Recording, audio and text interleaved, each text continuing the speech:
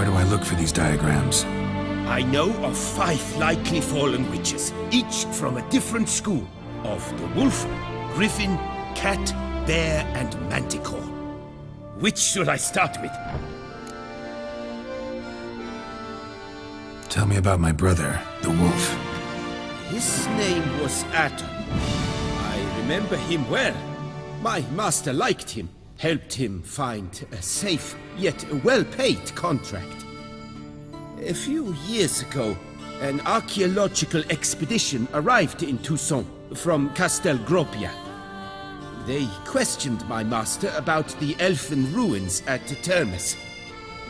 He warned them of the danger there and recommended they take Aton as an escort. What kind of danger did he mean? Any idea? Legend claims wraiths haunt the chambers beneath Termes. I cannot say if there is any truth to this, but both the scholars and the Witcher disappeared without a trace. The Griffin. What can you tell me about him? He came some 200 years ago, but my master remembered him well. This Witcher was not stripped of emotions, you see, as his colleagues were. He had taken on a contract at Fort Usa and required better gear. He showed my master his diagrams, paid a deposit, and was never seen again. Apparently he rode off one night from the fort, never to return. Any idea where he went? No, it said he left in a rush, so he may have left something behind. Only ruins remain of Fort Usa, but you may wish to search them. Let's talk about the cat. A year ago, Bartolome de Launay, the ducal armorer, asked me to confirm the authenticity of a Witcher diagram he had received by messenger. You see, at the time he was working on new armor for the ducal guard. A Witcher from the School of the Cat offered to sell him diagrams for a full set of gear. The diagrams would have been helpful indeed. The diagram you saw, was it really a Witcher diagram? Beyond any doubt. It's a shame Delaunay didn't let me draft a copy. He was quite shaken up, afraid the Witcher might simply kill him and take his coin. Possibly a well-founded fear. Soon after, Delaunay disappeared without a trace. I would have searched his former home for clues, but it has fallen into disrepair, and it is simply too dangerous there. Tell me more about the bear, can you? He appeared shortly after Master Tiensail took me on as his apprentice. I remember the bear-head medallion that hung from his neck. I remember a towering Witcher who haggled like a fishwife. Witchers never have too much coin. True, this one clearly was not wealthy. But he pledged to bring us coin after he completed a contract at the Tufo vineyard, where a building had just collapsed. Time passed, the bear never showed, and my master sent me to the Tufo estate. As it turned out, the Witcher had indeed accepted a job. Yet that was all they heard of him, and that is all I know. School of the Manticore. Probably know the least about it, though once, long ago, wore some armor forged there. My master said the Manticores have their fortress in the Far East.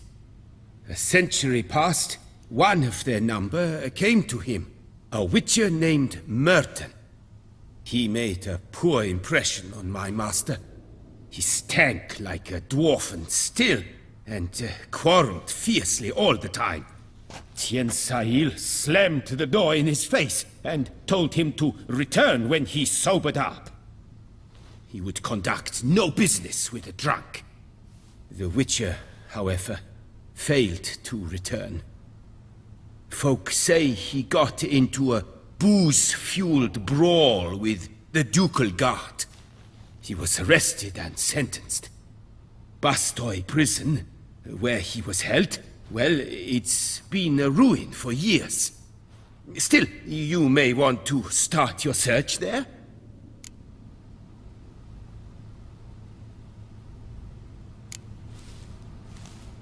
What do you have on offer?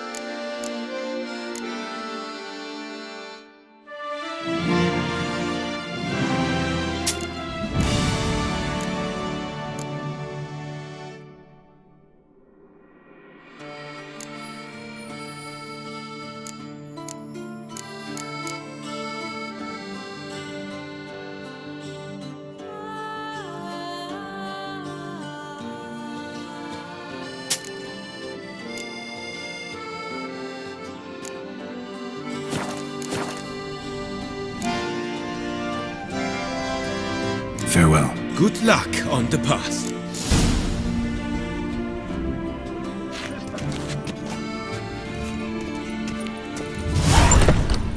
Every resident of our...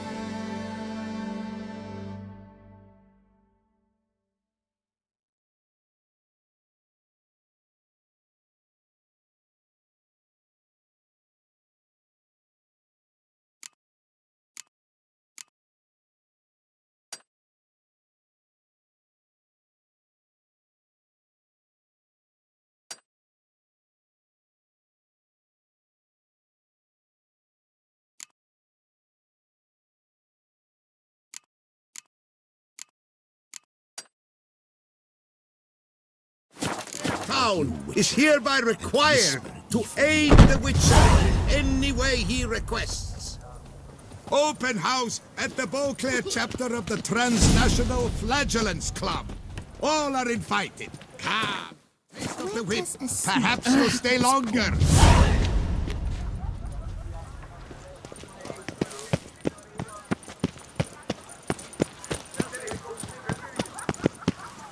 Nothing doing. Something reeks around here.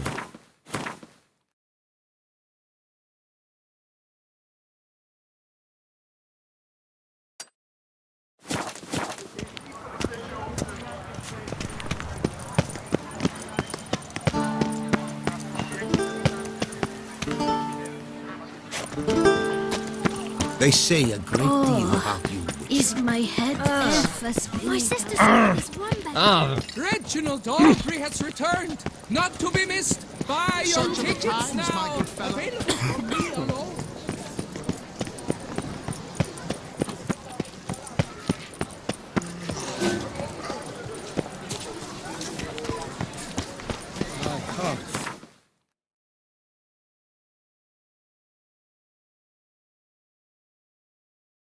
First.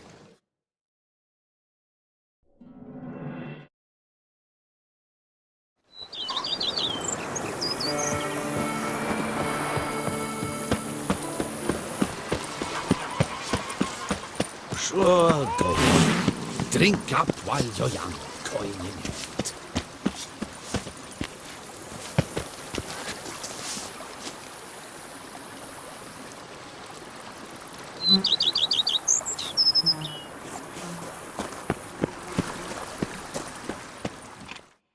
Welcome home, sir. I am Barnabas Basil Fawlty. By order of the Duchess, I shall serve you as Major Domo of Corvo Bianco. I previously served with distinction at the Nibli family manor and in Nazaire with Admiral Rompali, who, as you are certain to know, is an extraordinary demanding gentleman. Whoa, Barnabas Basil. One thing you ought to know. I'm not your typical landed gentleman. Truth be told, this is the first real property I've ever owned. Oh, in that case, you must leave it all to me. I shall organize, see to everything, and whip the house into order. I dare say this place will soon be the most prosperous vineyard around. Great. Can already see I'm in good hands. Vineyard comes across as a place with a rich history. Know who owned it before me? Baron Rossel, who went bankrupt, forcing him to sell the estate to the Duchess.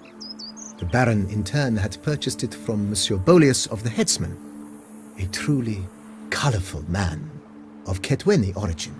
He was actually a headsman? No, not him, but his great-great-great-great-grandfather. Indeed. Apparently, he was a common cutpurse who somehow secured for himself the post of ducal headsman in Beauclair. Went about his work with an exceptional penchant. They say he chopped off more heads than there are grapevines in the ducal vineyards. He never hesitated, not once. never sliced unevenly, never botched a job. For his exemplary service, the Duke granted him a title and this estate. Monsieur Bolius, on the other hand, was an engineer in his younger years. Once retired, he settled here and took to producing wine. Sadly, misfortune struck and he lost his sense first of smell, then of taste. Additionally, he could not drink alcohol. His medic forbade it. Shame that. He gave up making wine? Not at all. He made even more of it. Began throwing wild balls to which he'd invite friends from far and wide in order to treat them to his wine and delight in the fact that at least someone could enjoy it. It's the sort of man he was, Monsieur Bolius.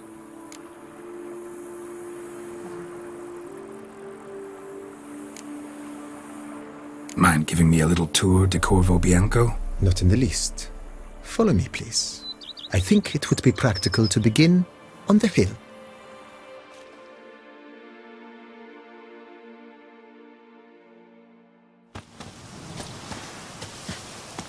Behold, sir, your estate in all its splendor. Pretty vast. Indeed. And now, sir, allow me to show you a handful of interesting details. Follow me, please. Been a major domo all your life? Yes, I come from a long line of major domos. My father was a major domo, as was my grandfather before him, as was my great-aunt. In fact, she was the one to start the tradition. Great-aunt? A hard woman. It is said that already as a child, she knew where she was going and went there. When she arrived in Beauclair, she signed on as a chambermaid at one of the vineyards, then slowly worked her way up to major domo. She dragged the rest of the family up the same path. The Dutch is small, but do you know any who's not heard of our wines? The servants' quarters. I occupy the green home. With the Duchess's permission, I have hired a full staff. Their salaries to be paid from the ducal treasury. Nice of her. Not the most sightly part of the estate, I admit. But I think it's worthwhile for you as master of the domain to know where the help stays.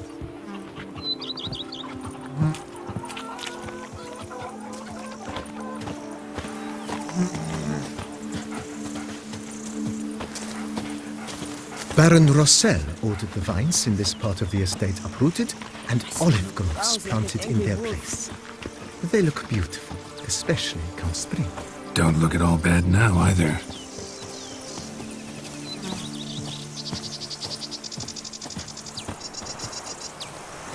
Down below lies your vineyard, where we grow a strain of Carfanere, one of the world's oldest. Aged in oak barrels, it provides for an exquisite wine with distinct blackberry, wild cherry, plum, and cinnamon notes. Marvelous.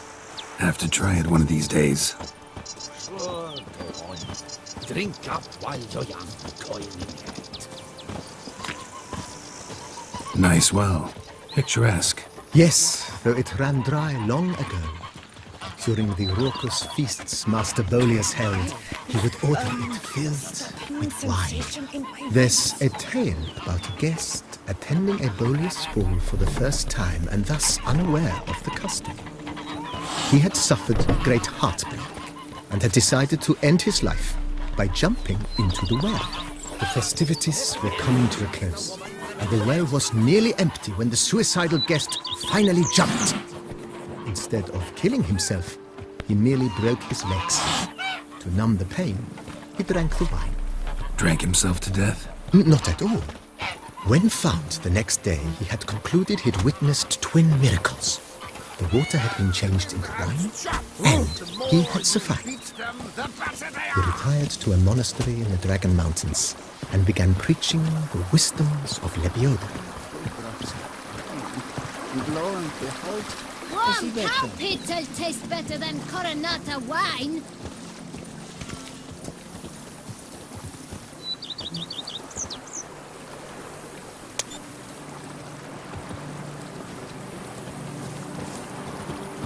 Monsieur Bolius' wife Nina kept a garden here. A supremely lovely place it was.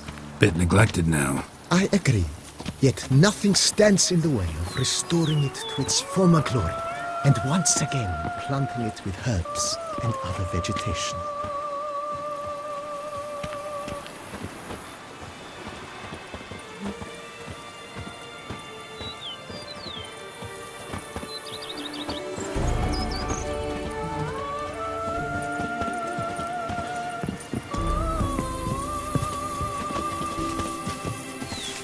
Madame Nina planted diminutive, delicate flowers and herbs here.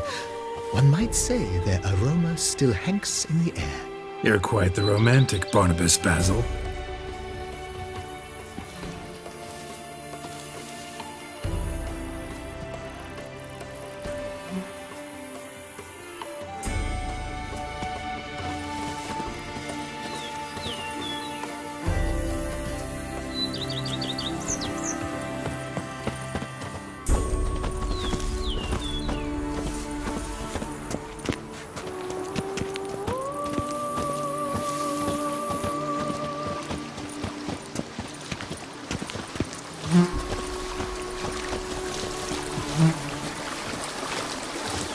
I've a daughter, you know. She's fit to wed. Oh, so fit. Sure, go on.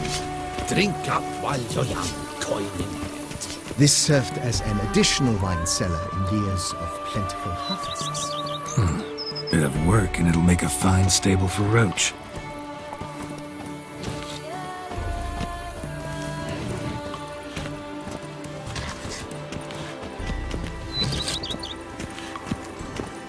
The cellars, voila. During Monsieur Bolis's time, wine was kept here, but Baron Rossel used it to store olive oil as well. I took the liberty of cleaning up the mess, which... I made while fighting the Bruxa. Thanks, Barnabas Basil. Appreciate it.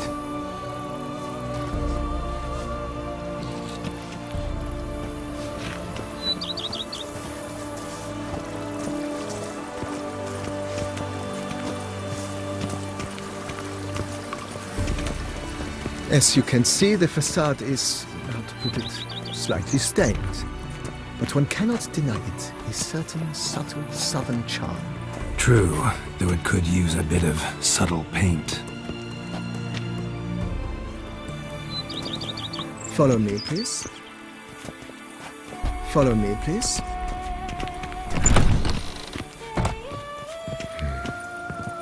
And welcome inside. On the left is the master bedroom. On the right, the dining hall and kitchen. Upstairs, you shall find the guest room, currently used for storage. Not a bad idea. At the moment, the house is only minimally furnished.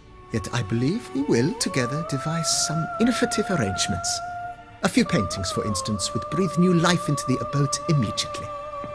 With that, sir, you've seen the full lay of the land.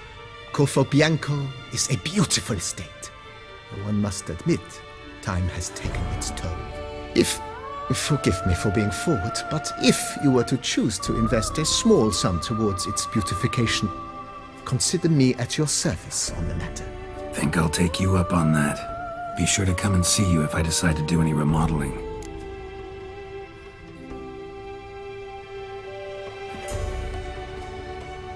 Mentioned the place could stand to be spruced up. Almost decidedly, sir. The question is where you would like to begin this rejuvenation.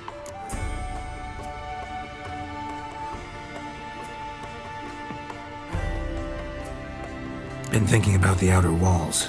Maybe a fresh coat of paint or some patching. If I might dare to make a suggestion, why not start with a general renovation? I once oversaw such work at Admiral Rompelli's summer residence. The effects were simply breathtaking. Not only did the residence positively sparkle afterwards, but we also made room to display the Admiral's armor and weapons, of which he was a passionate collector.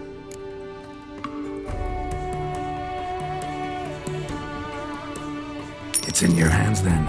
Make the place shine. I shall get to work immediately. Within a day's passing, I shall have sent for the crew which rebuffed the Admiral's residence. They are the finest specialists around. highly skilled at what they do, it shall not take them too long, I wager. 2 days after they begin, your eyes will behold your residence in its refurbished, rejuvenated, beautified state. Is there anything else you require, sir?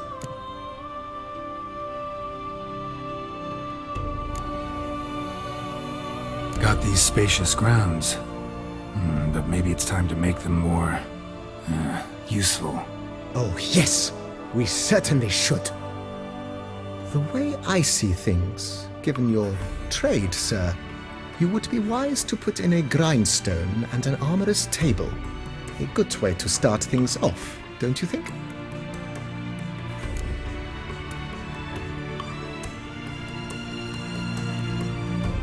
My armor needs work from time to time.